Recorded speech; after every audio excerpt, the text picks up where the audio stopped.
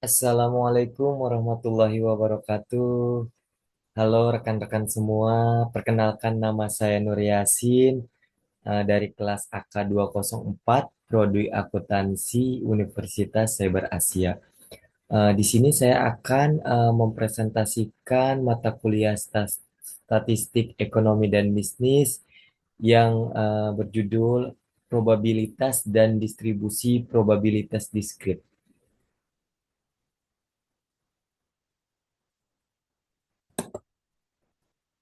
Topik yang akan saya bahas yang pertama konsep dasar probabilitas, cara menghitung probabilitas, pendekatan probabilitas, hukum probabilitas, dan distribusi probabilitas. Apa sih yang dimaksud dengan probabilitas? Nah, probabilitas adalah suatu ukuran tentang kemungkinan suatu peristiwa akan terjadi di masa yang akan datang. Manfaatnya apa sih? Membantu dalam mengambil keputusan yang tepat, karena kehidupan di dunia ini tidak ada kepastian dan informasi yang sempurna. Contoh, pembelian harga saham berdasarkan analisis harga saham, peluang produk yang dihasilkan perusahaan sukses atau tidak. Nah, mari kita bahas selanjutnya. Aturan dalam probabilitas. Aturannya itu nol kurang dari P kurang dari satu. Jika P sama dengan nol, berarti peristiwa itu tidak mungkin terjadi atau mustahil. Jika P sama dengan satu, berarti peristiwa itu pasti terjadi, tidak mungkin tidak terjadi. Selanjutnya, macam-macam pendekatan probabilitas. Yang pertama ada pendekatan klasik. Apa sih itu pendekatan klasik? Yaitu probabilitas dihitung berdasarkan logika dan asumsi bahwa semua kemungkinan yang terjadi memiliki peluang yang sama.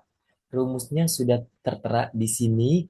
Probabilitas suatu peristiwa sama dengan jumlah peristiwa yang terjadi dibagi jumlah total kemungkinan peristiwa. Contoh, suatu pabrik memproduksi 750 produk. Pada bagian produksi memberitahukan ada 75 produk yang cacat. Apabila salah satu pembeli mengambil suatu produk secara acak, berapa peluang terambilnya produk yang cacat? Oke, kita jawab. P sama dengan A. Jadi probabilitas suatu peristiwa sama dengan 75. 75 barang yang rusak atau cacat dibagi 750, yaitu total produksi 750. Hasilnya 0,1. Begitu ya. Rumusnya kita samain sama rumus yang di atas. Selanjutnya, yang kedua ada pendekatan relatif. Pendekatan relatif adalah probabilitas suatu kejadian tidak dianggap sama, tergantung dari beberapa banyak suatu kejadian terjadi atau sebenarnya atau pengamatan yang dilakukan. Rumusnya probabilitas suatu peristiwa sama dengan jumlah peristiwa yang terjadi dibagi jumlah total percobaan. Contohnya, jika ada 5 juta transaksi, di mana 4.500.000 adalah transaksi jual dan 500.000 transaksi beli, maka berapa probabilitas jual dan belinya? Kita lihat kursornya di sini. Jawabannya adalah untuk jual, probabilitas sama dengan 4.500.000 dibagi 5 juta sama dengan 0,9. Untuk belinya atau probabilitas belinya 400.000 dibagi 5 juta sama dengan 0,08. Selanjutnya ada pendekatan subjektif, yaitu probabilitas suatu kejadian didasarkan pada penilaian pribadi yang dinyatakan dalam suatu derajat kepercayaan atau yang disebut subjektivitas. Contohnya, seorang dosen akan memilih satu orang mahasiswa dari 5 orang yang mengikuti lomba Olimpiade Sains. Dari 5 orang tersebut memiliki nilai dan kepintaran yang sama. Nah, probabilitas tertinggi kemungkinan diterima menjadi subjektif oleh sang dosen. Jadi, dosen berhak memilih siswa yang mana aja yang akan mengikuti lomba Olimpiade Sains. Itu yang dinamakan dengan subjektif. Selanjutnya, hukum probabilitas. Yang pertama, hukum penjumlahan. Kejadian terpisah atau mutually eksklusif, yaitu apabila suatu peristiwa terjadi, maka peristiwa lain tidak dapat terjadi pada saat bersamaan. Nah, sudah jelas, apabila suatu peristiwa terjadi, maka peristiwa yang lain tidak dapat terjadi secara bersamaan. Rumusnya sudah ada di sini, ya. Probabilitas dalam kurung A gabungan B tutup kurung sama dengan P dikali A ditambah P dikali B. Contoh, berikut adalah data kegiatan perdagangan motor di sebuah dealer dengan 400 transaksi. Berapa probabilitas jual dan belinya? Kita mengacu pada tabel di sini ya. Sudah dijelaskan jenis transaksi serta jumlah transaksinya. Ada jual motor 250 transaksi, beli motor 150 transaksi, totalnya adalah 400 transaksi sesuai dengan soalnya. Jawabannya adalah kita cari probabilitas jual. P sama dengan A, 250 dibagi 400. Nah, 250 jual motor, jumlah transaksi, 400, 400-nya adalah total transaksi. Sama dengan 4,62, sorry, 0,625. Selanjutnya kita cari probabilitas beli. Nah, rumusnya P dalam kurung A 150. Tadi kan jual motornya, sekarang beli motornya yaitu ada 150 transaksi ya. Dibagi total transaksi yaitu 400 transaksi sama dengan 0,375. Kita gabungin P dalam kurung A gabungan B. P A-nya udah kita ketahui 0,625 dan probabilitas B-nya sudah kita cari juga tadi, sudah kita hitung juga 0,375. Jadi 0,625 ditambah 0,375 yaitu 1. Oke, selanjutnya. Yang kedua ada hukum perkalian. Hukum perkalian kejadian bebas atau independen terjadi peristiwa tidak mempengaruhi probabilitas kejadian lainnya. Rumusnya sudah tertera di sini. Bisa kita lihat sama-sama. Ada contoh soalnya juga. Probabilitas lulus mata kuliah ekonomi makro Reza 0,80 dan Andi 0,95. Oke. Probabilitas Reja, probabilitas Reja lulus mata kuliah ekonomi makro dan Andes tidak lulus. Mari kita hitung berapakah? Mari kita hitung. Jawabannya di sini P Reza lulus gabungan Andi tidak lulus sama dengan Reza lulusnya 0,80 dan Andi tidak lulusnya 0,05 dikali 0,80 dikali 0,05 sama dengan 0,04 dipresentasikan menjadi 4. persen. Begitu ya teman-teman. Nah, selanjutnya ada kejadian bersyarat dividen. Probabilitas suatu peristiwa akan terjadi dengan ketentuan peristiwa yang lain telah terjadi. Probabilitas bersyarat dilambangkan dengan P dalam kurung A, B, yaitu probabilitas peristiwa A dengan syarat peristiwa B telah terjadi. Ya, rumusnya juga eh, sudah ada di sini.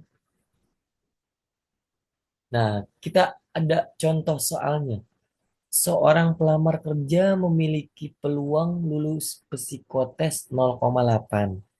Jika setelah psikotes ia mengikuti tes interview dan peluang lulusnya 0,6, berapa peluang pelamar kerja tersebut lulus psikotes dan lulus interview?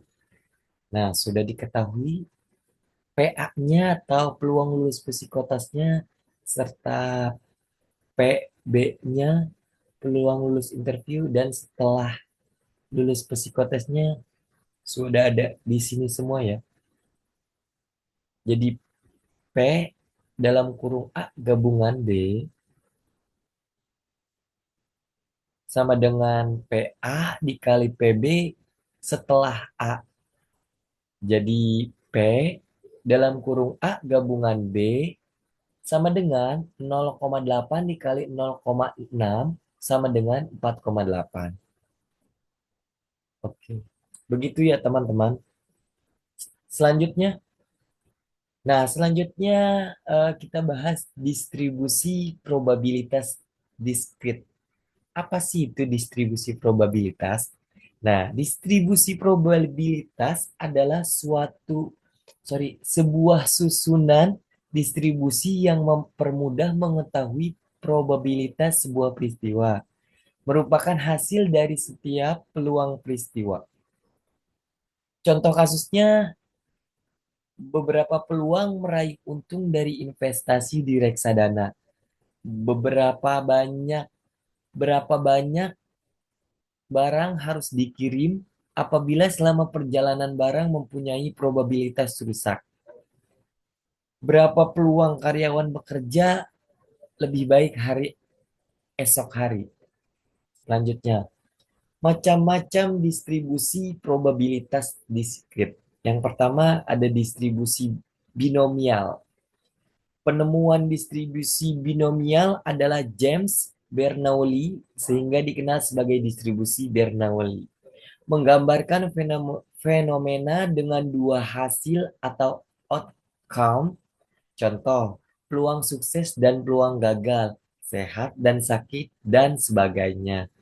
Ciri-cirinya yaitu hanya dapat dua kemungkinan, sukses atau gagal, baik atau cacat, iya atau tidak.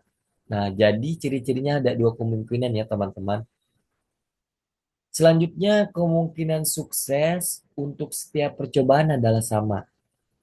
Selanjutnya, hasil percobaan saling lepas atau tidak saling mempengaruhi. Jadi antara kedua belah pihak itu tidak saling mempengaruhi ya guys.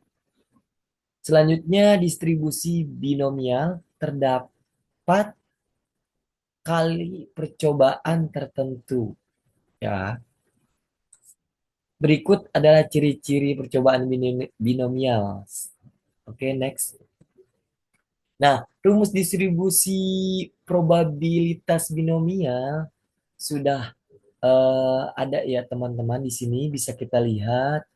Nah, bisa kita lihat keterangannya P dalam kurung L sama dengan nilai probabilitas binomial, N sama dengan jumlah total percobaan, R banyaknya peristiwa sukses suatu kejadian untuk keseluruhan percobaan, dan P probabilitas sukses dalam suatu percobaan yang terakhir Q sama dengan 1 dikurang P sama dengan probabilitas gagal dalam suatu percobaan. Next. Selanjutnya ada distribusi Poisson. Nah, peristiwa yang terjadi pada periode waktu tertentu apabila rata-rata kejadian diketahui dalam waktu yang saling bebas. Selanjutnya, penerapan distribusi Poisson membutuhkan syarat P kurang dari 0,5 dan N lebih besar dari 20. Dengan kata lain, distribusi digunakan untuk peristiwa yang jarang terjadi. Jadi distribusi position ini digunakan untuk peristiwa yang jarang terjadi ya teman-teman. Nah, tujuannya apa? Tujuan penggunaan distribusi peluang Poisson adalah untuk menentukan peluang berbagai peristiwa dalam periode yang panjang. Sorry, yang panjang atau daerah yang spesifik ya, teman-teman.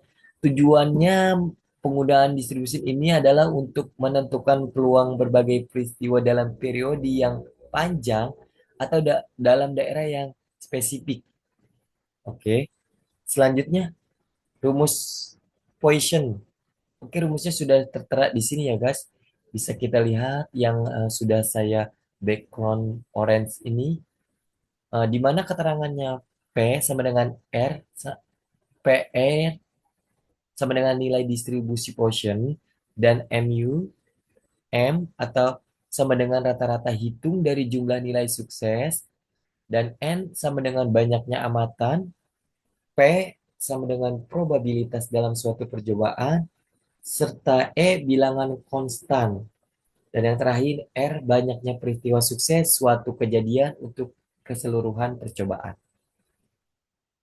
Oke, teman-teman, terima kasih. Sekian presentasi dari saya. Kurang lebihnya mohon maaf.